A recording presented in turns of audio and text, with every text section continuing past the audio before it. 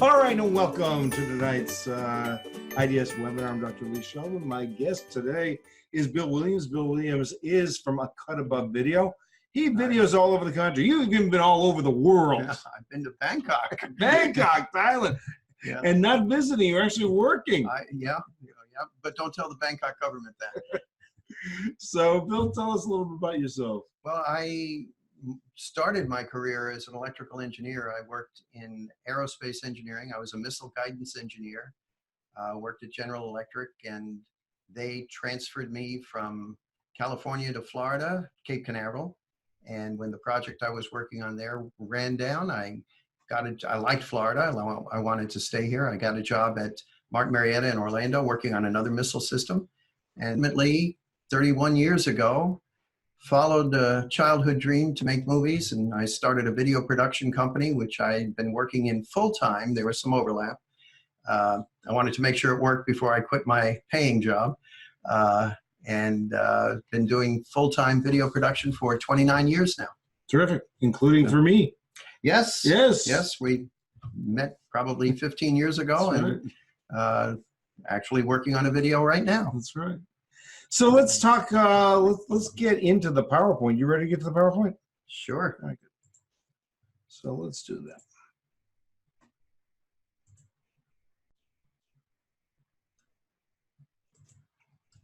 Okay, so the subject is how to create an effective welcome to the practice video. But in a way, this applies to almost any video production that you might want to do. And it's we're going to get into how to organize from the very beginning to final delivery a video production. So the elements we're going to be talking about are, the very first thing you need to do is initial planning. And in that part, the two critical things to determine is who your audience is and the message you want to deliver to that audience. Then the next step after you know the message and the audience is to develop a script, or possibly scripts if there's multiple videos, to detail your message so that all the people involved in the project will understand what you're trying to accomplish. The big challenge here is to make sure there's enough information so that the director, who's got to interpret the script and make it all come together, knows what's going on. All the people who appear on camera know what's going on. And so the scripting process is a very critical step to making sure everything comes together properly. After you have a script, you know where you're going to go, you got to figure out how to get there. And that involves production planning.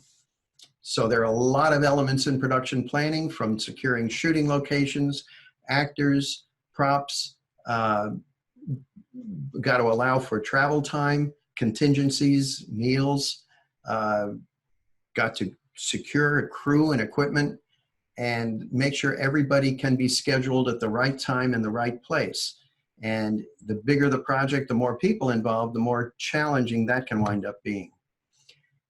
After you figure out how to schedule a production, you've got to actually get the production done. And production phase is the phase where you actually go out and shoot video and audio. And so on those situations, that is where real money is being spent. So everybody should arrive on time, make sure everybody understands that. The production can be fun, but treat it professionally, because time in this situation, time is very much money. The director is the guy in charge, and that can be you. It's usually somebody who's done it as a business, but sometimes a friend of mine will want to direct the operation. But that person is like the orchestra leader. Everybody in the orchestra knows their part and knows their instrument, but somebody's got to coordinate that action so that it actually turns out to be the cohesive message and production that you as a client want. And of course, minimize extraneous activities and distractions. So it's best to schedule a production at a time where there's not a lot of chaos going on in an office. After a production is complete, after the video is acquired, there is sometimes script changes. And that can be less common in tightly scripted productions, which a practice overview video would be. It would be relatively tightly scripted, but sometimes incorporated into something like that would be a testimonial, where you would only generally know what might be in the testimonial, know the subject area, the practice is friendly, the practice is efficient, it was painless, whatever that message might be, but the exact words that might be said would be different. So the script after production, after that video is acquired, might be tweaked to accommodate those changes that would naturally come because you don't know exactly what people are going to say. And in general productions, people might come up with something where they might say something on camera you totally didn't expect that wasn't part of your script, but is a valuable addition, and you might want to add that. So you might get a quote from a testimonial that you'd want to add into the script.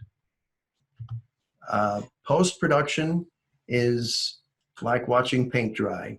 You probably, as a client, would not want to sit in on a post-production effort, because that's where editing happens, and it's usually somewhat meticulous, somewhat precise, and the editor will be following the script. So again, the script is very important to make sure that all the details that that editor must make sure are finalized in the final production are incorporated in the script, or the editor is probably not going to put it in there.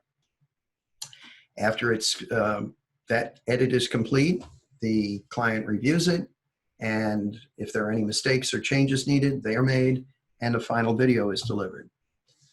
So the inner workings. Now we're going to get into the detail, how the clock actually works, and the details of all how these pieces come together.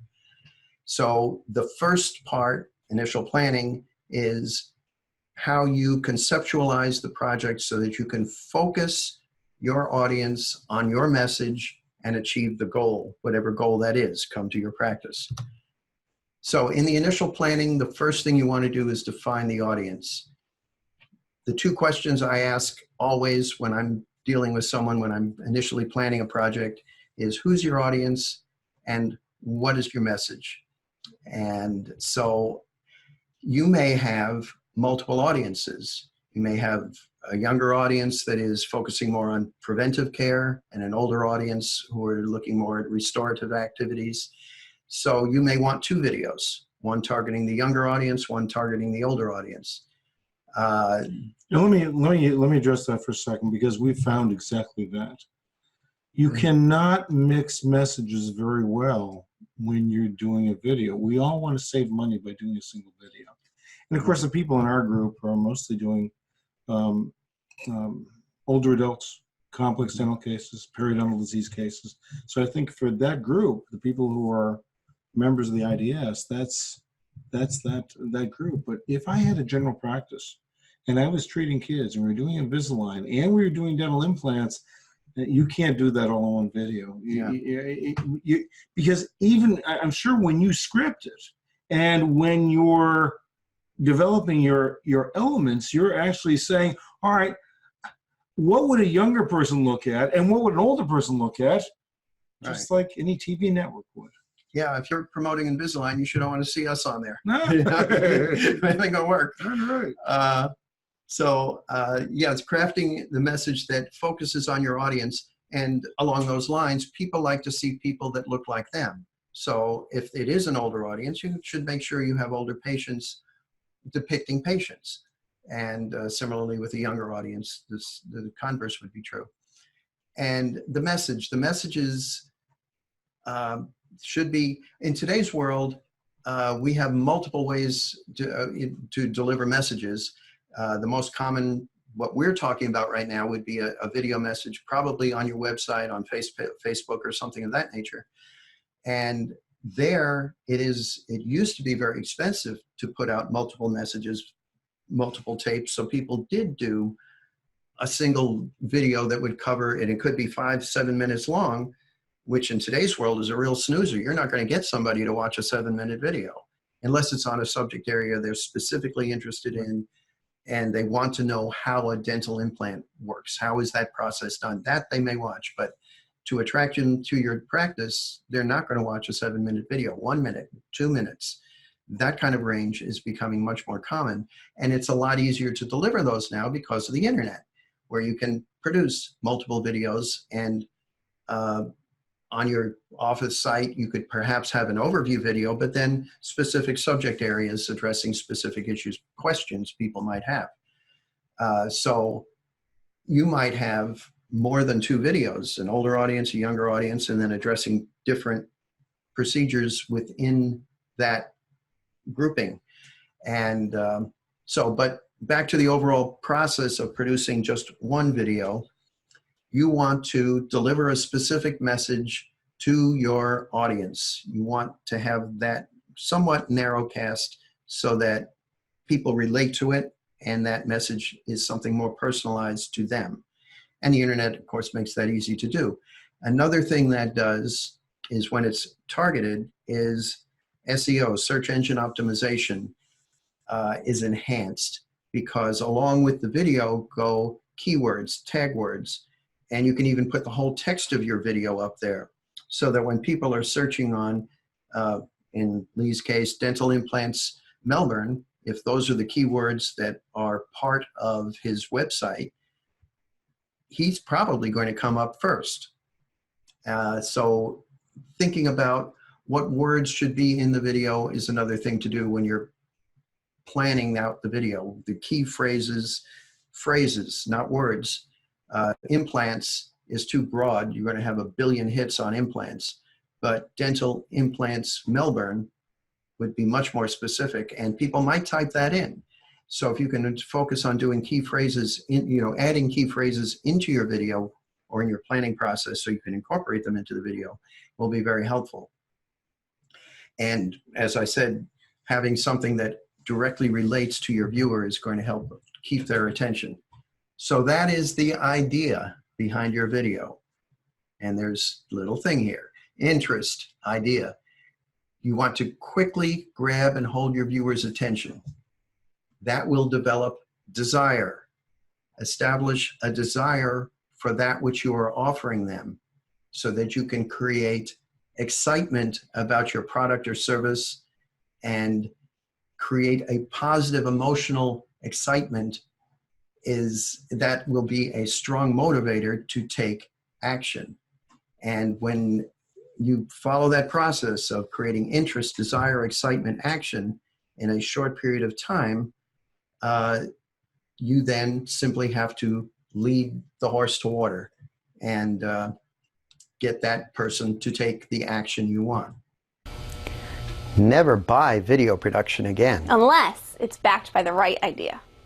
Interest. Desire. Excitement. Action. That's the idea behind quickly and cost-effectively delivering your message.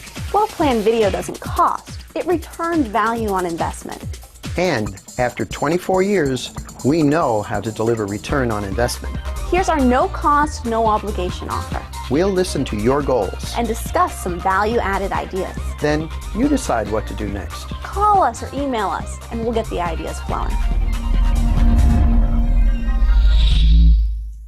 So that's a little video we put together 7 years ago to kind of convey that message of applying the right idea to your video. Interest, excitement, desire, action. Interest, desire, excitement, action. I can spell. The next. I want you to notice something. You see it more and more.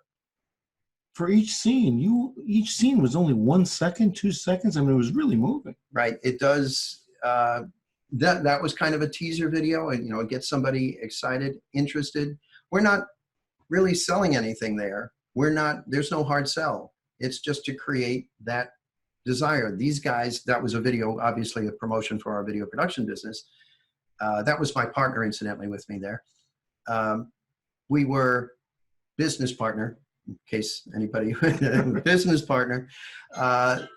That overall effort was just to stimulate people to be excited about our business, and then follow up with contacting us to discuss whatever options they may have. So scripting is where you define how to deliver your detailed message. You want to put in as much detail in the script as is needed so that the director, the actors, the people editing can understand how to complete the video. And the better your clarity is here, the more efficient the production process will be. If you're turning a script over to a video production company, they won't have to come back and ask all kinds of questions as to what does this mean. But at the same time, not many of us are good at writing scripts.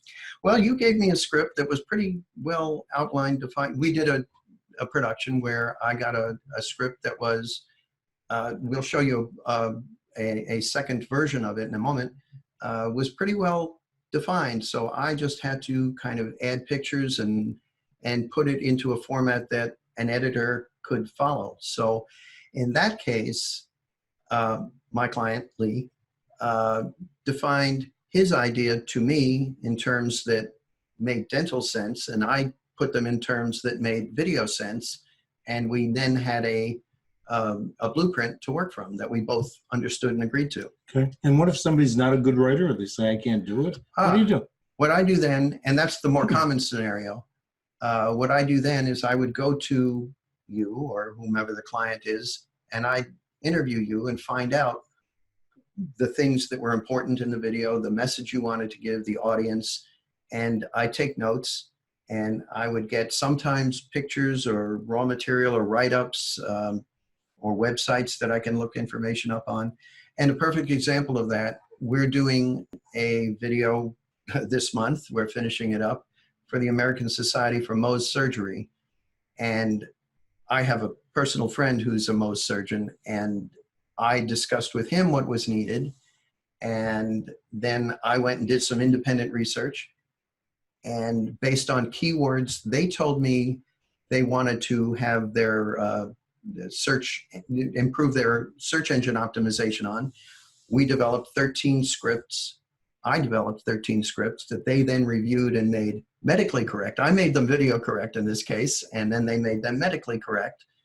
And so we are now producing those. So it can work the other way too, where I or your video person would create the script, and then you would revise it to make it correct by your way of thinking. So in this particular case, in scripting, you want to quantify your message in as much detail as possible. And this step is critical because this is where money is saved.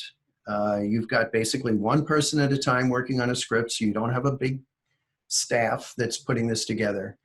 But if that script is clearly presented and defines the project extremely well, then that blueprint can be used throughout the process, the production process, by everybody who's involved in any slice of it to know exactly what message has to be delivered, and with their area of expertise, whether it's the cameraman, the editor, the director, the people on camera, they'll all understand what needs to be done.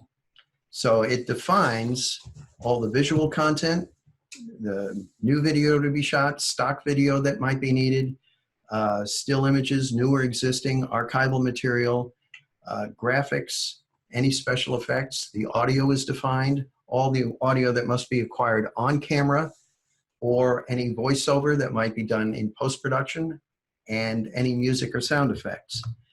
And a script that we use, this is a typical format that is used in this kind of a production, where in the first column, the scene number is identified so that whenever we're talking about a scene, we can reference a number, and the audio and video for that scene is defined in that same row. So it does several things. It defines exactly what visual element is to be in scene one, and what is heard by the audience in scene one. Similarly for all the scenes of production. And it does several things in addition to defining what's there.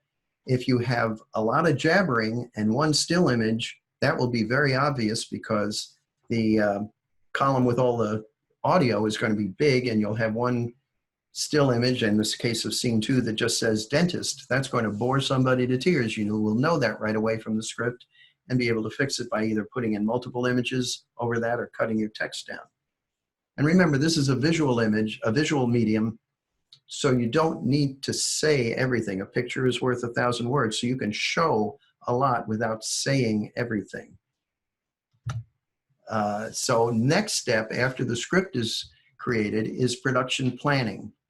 And this is where you detail how all the elements are going to get together, how everybody has to be, wherever they have to be, whatever you need in a shot at that time.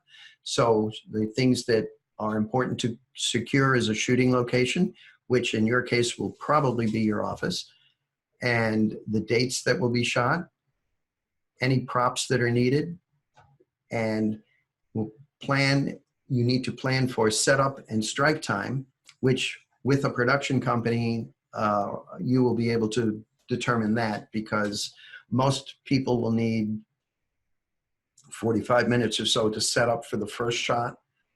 And it depends on the elaborateness of the production, but there's a setup time that needs to be budgeted. And then moving from location to location or exam room to exam room will take some time. Yeah, and don't forget, you don't want to do it in one particular location. So moving from exam room to exam room or operatory to operatory is extremely important, because you want to vary the background as well. Right, yeah, you get pretty boring just being in one place all the time. Or a talking head. Try to avoid talking heads. Like we're doing, try to avoid that. Yeah, we have all these nice graphics coming up here, so it makes it a little bit more interesting. That's right. So production planning, you got to plan travel time if you're going to multiple offices or multiple locations for any reason. Include contingencies for unexpected delays. If I'm planning a full day shoot, generally speaking, and many production companies do this, is they'll budget 10 hours from time of arrival to time of departure from a location as a shooting day. That's the way I quantify it. And so I will typically only budget an 8 hours of production, and I'll build in a lunch break because feeding people is very important. They get antsy. Grumpy. Yes. So budgeting enough time for getting 8 hours of work done. And if something goes wrong, even if you take a 45-minute lunch break, you still have some contingency time within the crew's budgeted time. So you're not going to have a cost overrun because you overrun by an hour, because you built that into the plan. And with regard to scheduling on-camera talent, for example, if you have real patients coming in to portray patients, or staff coming in that you're only going to need for a few scenes, so that they're not sitting around all day, part of the production planning is to determine when those people will be needed. So on the right, you can see a production schedule I did with Lee to define when different groups of people had to be in the office for what shots. So if you look on the right, you see that group one was planned to start at 9:30, and it would take about 35 minutes. The people that were needed were defined. And then similarly for group 2, 3, 4, and 5. And all the scenes that we would be shooting are defined. And further down on that sheet, which I'm not showing here, we defined the kinds of shots that we needed for each of those scenes. And they were also, of course, defined in the script. Production, that's the fun part. Because if you've done your planning right, production can go smoothly, it should go smoothly, and it can be fun. But it is the most expensive part of the whole process, because you've got your production crew, you've got the on-camera people, and perhaps facilities being tied up. So this is where the most dollars per hour are being spent. So that's why scripting and production planning are so important, so you can make the most efficient use of that time, because that's the time you don't want to overrun. And so that's the critical step, is planning so that production runs efficiently. And so to accomplish that, everybody should arrive on time or early. You will probably notice that your production crew will arrive early. That is the standard. Being on time, if you're a crew person, is typically late. You don't want to be on time. You want to be early if you're a crew person. And staff are usually scheduled so that if they arrive on time, we're okay. Staff being your real people staff. Actors will typically also arrive early because they know the drill. A late arrival, think about it. If you've got a crew of 3 or 4 people and you've got staff sitting around and everybody is just sitting around waiting for someone who's late, that can be real money. This can be fun. I don't want to make it sound like it's a horrible thing. I'm in it because I enjoy this. But treat it professionally. It's not just fun and games. Distracting activities, phone calls, people coming and going, deliveries happening, those things all delay the production, annoy everybody, and don't make things run efficiently, and that wastes money.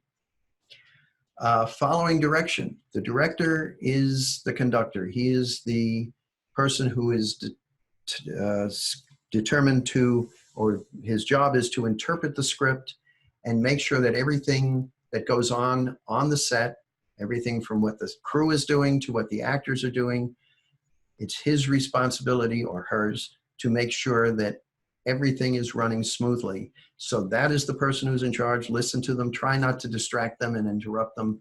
If there's something wrong, you as a client, you are the producer, so you're paying for it. You certainly can interrupt and say, no, this is a little bit wrong here. This should be interpreted this way. That's fine. I'm not saying don't talk to the director, but the director should be the single point of direction for everybody on set so that people who are not used to being on camera, especially non-professional patients you might have that might be helping out, don't get nervous and confused because they're getting direction from multiple people. It is best to feed information, your comments, to the director and let the director then pass that information on. And as I said, minimize extraneous activity and discussions because those are all distractions to the even flow of production.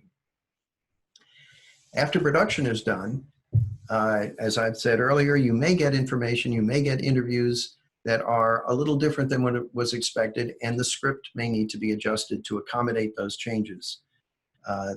That can sometimes also enhance your message because something unexpected may come up. So basically, you then review and modify the script as necessary.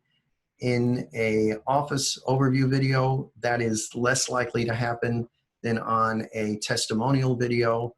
But if you get into doing testimonial videos and other types of productions related to the practice that are not a tightly scripted piece, then this might be a very important step because this is your last chance to tweak things before it gets edited. As long as everything that was needed was in the script, everything that was needed to be shot was in the script at the beginning, changes can be made here before the edit that don't impact cost, or at least not significantly. So production, post-production rather, that is when you're actually building the building. In a case of a building like this, you sure don't want to be changing the design after the construction is started. Fortunately, with a video, it's not quite as critical, but still, after the edit begins, now changes can cost a lot more money because we've already spent a lot of time editing something that maybe is not right. So in post-production, the editor is going to assemble the video the way it's defined in the script. So it is very important the script be accurate at this point and that blueprint be followed by the editor. And deviations or changes at that point can be costly. After that video is edited, which could be to, some things may not be the final version. For example, it may not be the final voiceover. It may be what's called a scratch track. The production house may have somebody in-house read the script, the voiceover part of the script, and use that as a guide to do the edit at this point. It may be the final voiceover. It goes both ways. But a review video will be sent to you, typically over the internet today, and that is for your review and comment. In our company, if we make a mistake, we make the fix at no cost. If it's a simple change, we expect there to be some minor tweaks at this point. If there's minor changes like, hey, we forgot to give this guy, we didn't use this guy's, we don't want to use this patient's last name, let's just use his first name. We take that out. That would be typically for us a no cost change. Simple changes like that are the kinds of things we expect in that review. So minor changes, typically no cost at that point. Major changes that maybe take out a scene or add a scene. Now we're changing timing. Now we're changing the scope of work, and that typically will incur additional cost. Again, the reason that it's so important to have a tightly scripted piece before we go to post-production. So needed changes are made, a final copy is given, and then it is ready to rock and roll.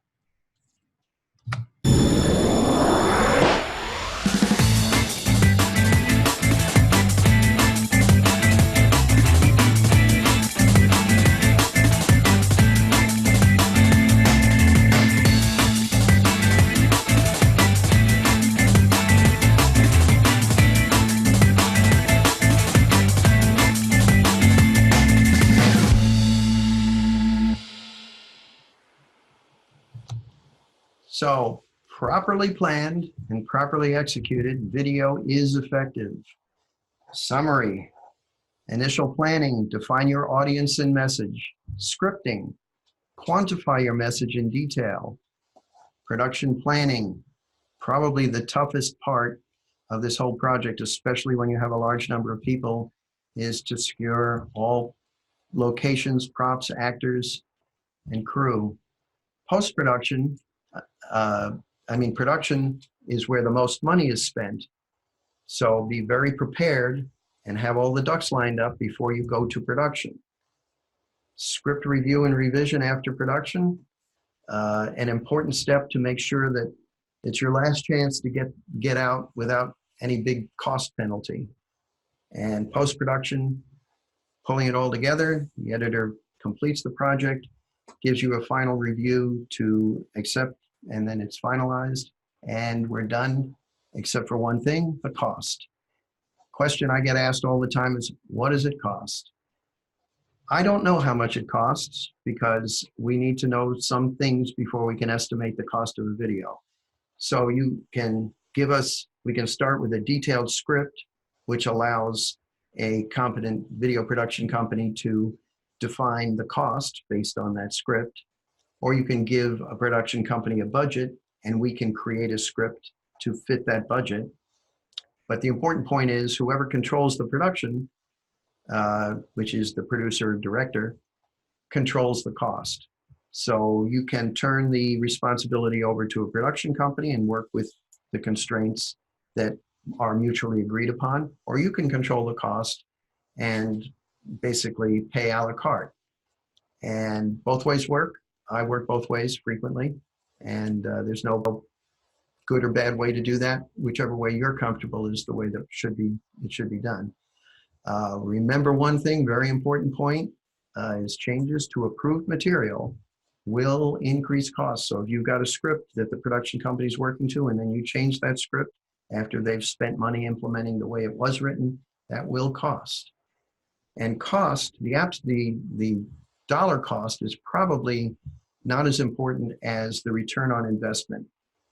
An inexpensive video that is ineffective is a total waste of money. So you've got zero return on investment. A very expensive video that returns a huge amount, of course, is the opposite. Oops.